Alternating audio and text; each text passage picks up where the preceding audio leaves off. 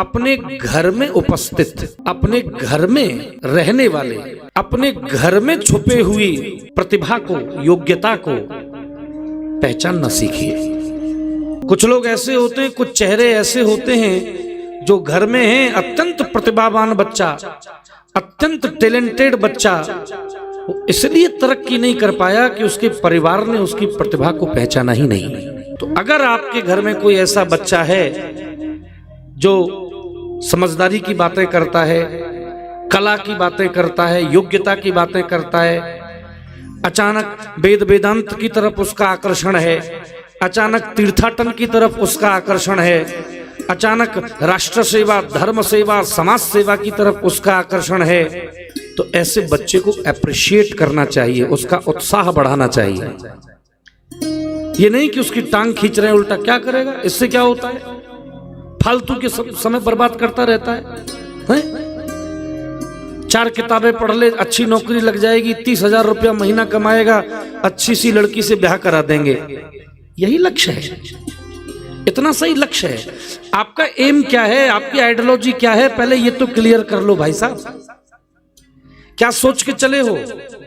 क्या आपकी यात्रा इतनी सी ही है कि आपको 30, 35, 50,000 कमाना है और अच्छी सी लड़की से ब्याह करना है, 2 बच्चे होंगे और जीवन भर उन्हीं को, केवल जीवन इतना सा है?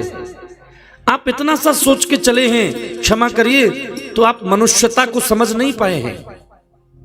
आप ये नहीं समझ पाए कि मनुष्य जन्म की सार्थकता क्या है। तो विजन, कल्पनाएं, सपने इतने छोटे मत रखिए। घर में कोई अच्छा बच्चा है, उसको अप्रिशिएट कीजिए कि हमारा बेटा है, अच्छा गाना जानता है तो गाएगा, अच्छा बोलना जानता है तो बोलेगा, अगर अच्छा नाचना जानता है तो ये नाचेगा। याद रखिए, जिस पर जमाना हंसा है उसने ही इतिहास रचा है। जिस पर जमाना हंसा है, आज किसी को नाचता हुआ देख करके आप हंस सकते हैं, हा हा हा हा। जिस पर जमाना हंसता है, गोविंद उसी की हाथ पकड़ता है, कृष्ण उसकी बाह पकड़ता है और उसे इतना ऊंचा कर देता है कि आप उसकी ऊंचाई को नहीं देख पाते। हम लोग भी, माई बाप, बहनें सुन रही हैं मेरी, बहुत प्यारी हो आप बहुत अच्छे हो। हम लोग भी जब 8-10 साल में चंदन वंदन लगाते, अब तो मैं केवल ये टीका लगाता हूं, पहले मैं ये पूरा पोत लेता था चेहरा को पूरा। हाँ, तो परंपरा थी ब्रज में कि भाई बिना चंदन के माथा नहीं रहना चाहिए। अब हम लोग थोड़े कॉम्पैक्ट हो गए कि एक टीका लगा लेते हैं कि चलो इसी से लोग पहचान लेंगे, पहचानना होगा तो लेकिन पहले मैं जब छोटा था, खूब चंदन लगाता था तो लोग उपहास करते थे, अरे भैया बड़ा भगत बनना है, बड़ा देखो है, ओ भैया ये तो भैया अब नया ही निकला है।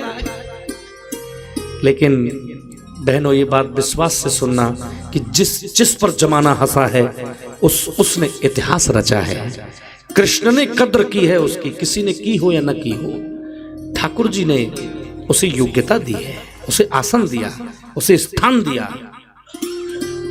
तो विजन, सपने, कल्पनाएं उत्कृष्ट रखिए, बड़े सपने देखिए, स्वस्थ सपने देखिए, अच्छे सपने देखिए, उसमें व्यवधान भी आएंगे, लेकिन इस उत्साह के साथ दोबारा चलिए कि कुछ सपनों के मर जाने से जीवन नहीं मरा करता है। कोई चीज नहीं लगी हाथ, कोई लक्ष्य हाथ नहीं लगा तो क्या जीवन समाप्त कर दें? अरे कुछ चीज नहीं मिलती, सारी चीजें नहीं मिलती, तो दोबारा चलिए, फिर एक यात्रा करिए और उठ खड़े हो जाए।